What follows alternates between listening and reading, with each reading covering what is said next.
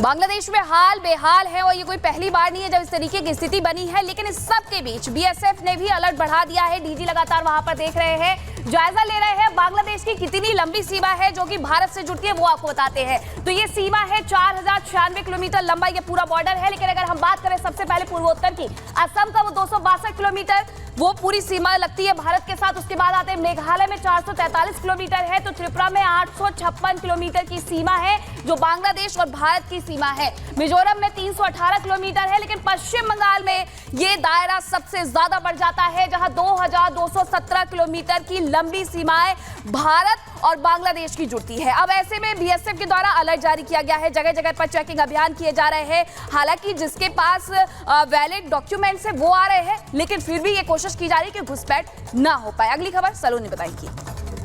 तो जिस तरह के हालात हैं बांग्लादेश की अराजकता पर वीएचपी के अध्यक्ष आलोक कुमार ने कहा कि वहां अल्पसंख्यकों के धार्मिक स्थलों को नुकसान पहुंचाया जा रहा है और ये ह्यूमन राइट्स का सवाल है। सुनिए। वहाँ के हर जिले में कुछ ना कुछ घटनाएं हुई हैं। ये घटनाएं संपत्ति को नुकसान पहुंचाने की हुई हैं, व्यवसाय को नुकसान पहुंचाने की हुई हैं, मंदिर गुरुद्वारों पर हमले की हुई हैं। ये चिंताजनक परिस्थिति है। आंदोलन तो इनके खिलाफ नहीं था, पर इस आंदोलन के पूरा होने के बाद भी ये क्यों चल रहा है? इसलिए, और ये ध्यान रखना चाहिए कि किसी समय बांग्लादेश में हिंदू आबादी 32% थी, अब 8% है। पूरे विश्व समुदाय का और वैश्विक संस्थाओं का भी ये कर्तव्य है कि बांग्लादेश पर इस तरह का दबाव बनाया जाए कि वहाँ की माइनॉरिटीज, पर्टिकुलरली हिंदू सिख, सुरक्षित रहें।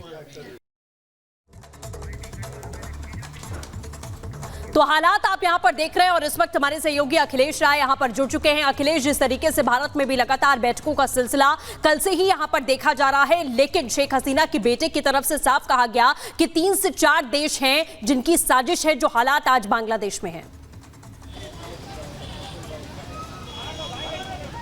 बिल्कुल, और इस बात को महसूस भी कर रही होंगी शेख हसीना, क्योंकि हम आपको दिखाते हैं कि ये हिंडन एयर बेस है जहां पे कि वो रह रही हैं और उनको लेकर के जो C-130J विमान आया था वो अब जा चुका है। उसमें 7 अधिकारी इनको छोड़ने आए थे, वो 7 अधिकारी अब यहाँ से वापस जा चुके हैं। सुबह 9 बजे वो विमान यहाँ से निकला था और बांग्लादेश वो बिल्कुल अखिलेश, अब दोबारा आपका रुख करेंगे। और बांग्लादेश में मचे हाहाकार के बाद भारत के सियासतदानों को राजनीतिक रोटियां सेकने का भी मौका मिल गया। बांग्लादेश के मुद्दे पर विपक्ष सरकार के साथ होने की बात तो कह रहा है, लेकिन इशारों इशारों में केंद्र को नसीहत भी देता हुआ दिखाई दे रहा है। देखिए इस रिपोर्ट में।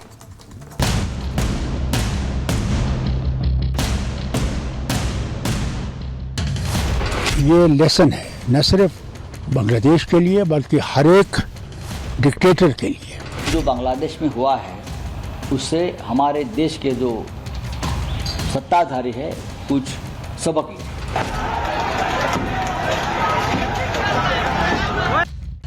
बवाल बांग्लादेश में मचा है, लेकिन सियासत भारत में हो रही है।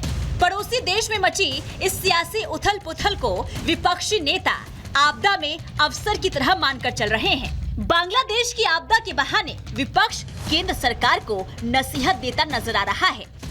जो लोकतंत्र का मुखौटा लगाकर अपनी तानाशाही देश में चलाते हैं, लोगों की भावना, लोगों का स्वातंत्र, लोकतंत्र कुचल देते हैं, जो विरोधी होते हैं अपने उनको जेल में डालते हैं या ख़त्म कर देते हैं, जो हमारे देश में चल रहा है।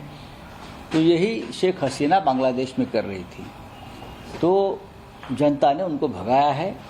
और मैं देख रहा था, मुझे बहुत बुरा लगा कि पार्लियामेंट को भी आग लगी। राउत के ये बोल उकसावे वाले हैं। अपने बयान में वो शेख हसीना को तानाशाही का चेहरा बता रहे हैं और पड़ोसी मुल्क जैसे हालात भारत में होने की ओर इशारा कर रहे हैं।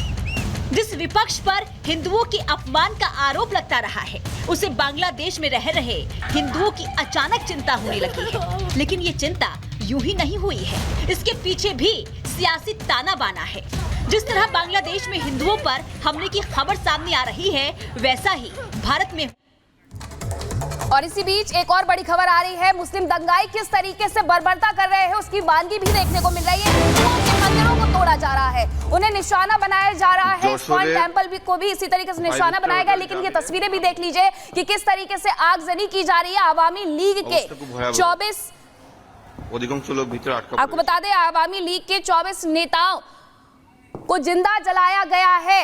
ये जो होटल था वो उन्हीं कैबिनेट के मिनिस्टर का था, उनके होटल में जाकर के ये आगजनी की गई है। पहले 8 ये संख्या बताई जा रही थी, लेकिन अब बताया जा रहा है कि 24 लोगों को जिंदा जला दिया गया है होटल के अंदर, क्योंकि ये होटल आवामी लीग के मंत्री का था जो कैबिनेट का हिस्सा थे। उनके पहले होटल में घुसपैठ की जाती है, तोड़फोड़ की जाती है, वहां पर जो लोग मौजूद होते हैं उनके साथ मारपीट की जाती है और इसी के साथ 24 लोगों को जिंदा जला दिया जाता है। ये बर्बरता किस तरीके से की जा रही है, ये तस्वीरें साफ तौर पर उसकी वानगी पेश कर रही है।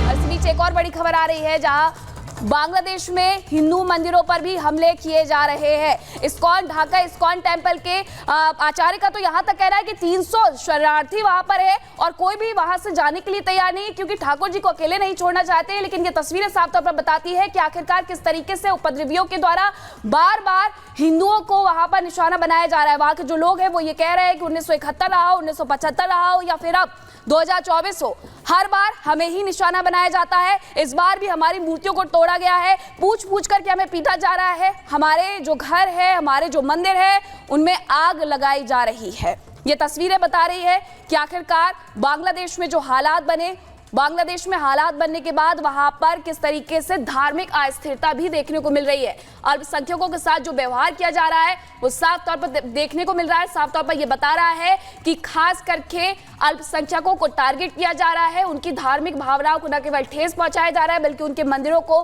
तोड़ा जा रहा है, उनके घरों को निशाना बनाया जा रहा है, उनके घरों को जलाया जा रहा है। कई घरों में आगजनी की गई है, तोड़फोड़ की गई है, पूछा जा रहा है नाम क्या है और नाम पूछने के बाद उनके घरों में आग लगा दी जा रही है। 27 जिले ऐसे हैं जहां पर यह बर्बरता देखने को मिली है। आपको बता दें कि बांग्लादेश का जो मीडिया है उसके हवाले से ये जानकारी आई कि 27 जिलों में इस तरीके की बर्बरता की गई।